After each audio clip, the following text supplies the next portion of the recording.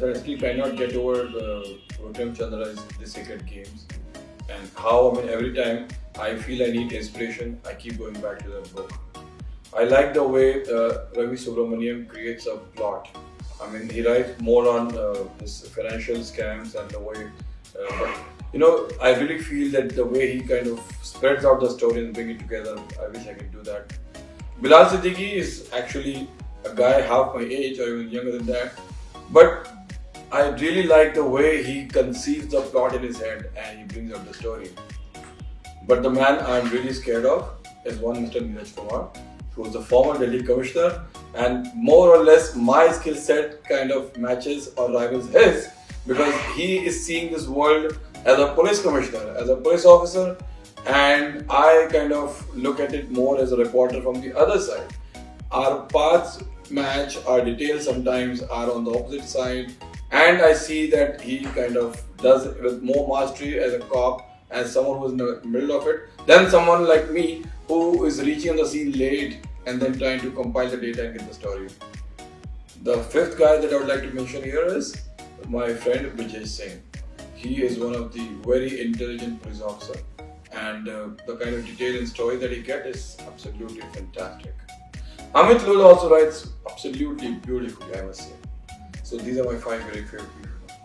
As a journalist, I was a crime reporter for 25 years, and I tried my hand at education reporting, at politics, and at civic beat, but I found a kind of thrill, the satisfaction that you get out of crime journalism, you get from no other beat. And then I also realized that reporting on crime is like an intersection where these days you see that it's sports, Bollywood, politics, education, everything kind of comes and converges at one point, and everyone has to only report about these things through crime journalism.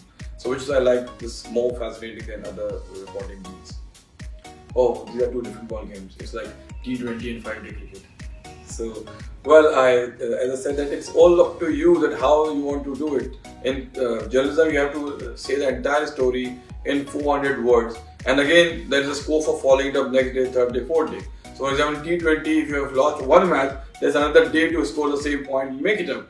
Similarly, in journalism, if you have made mistake, you can rectify that. But in writing books, you don't have any room for mistake, any margin of error. You have to be good, perfect, accurate, impeccably right all the time. Of course, it's my house, it's my bedroom rather, where I write, I sit on the table and I look outside the window, and there's a beautiful view of Mumbai metro train which is leaving the Jagrati Nagar and going towards Warsaw. That sometimes there are times when I stop writing and keep looking at that metro, the last metro train leaving that station, and I write that these are people who are going out making their living, and I'm also making my living through writing. That thought itself is very inspiring for me to write. No, I write from laptop. I mean, I started my career as a typist. So my first job was a typist when I was 17-year-old working in a travel agency in Mumbai. So I can kind of type on the laptop like a typist can. So that's my favorite mode of writing, not two-handed. I don't know, I've heard about different writers going to Goa and going to various places so that they get muse, they get inspiration to write. I've never tried that because in journalism, you never have the luxury of going out and write. You have to be on the beat and in that particular city you report. Even in writing, so books, I could never take a holiday and go out and write books. I was doing this writing in between my reporting work. So that's how I don't know whether I can ever get to go out of the city and write a good story. I've always said that whenever you see a good story or you get a good subject, I feel drawn towards it, like it gives me multiple orgasms just to see that what would it be to pursue the story and finish the story till the end.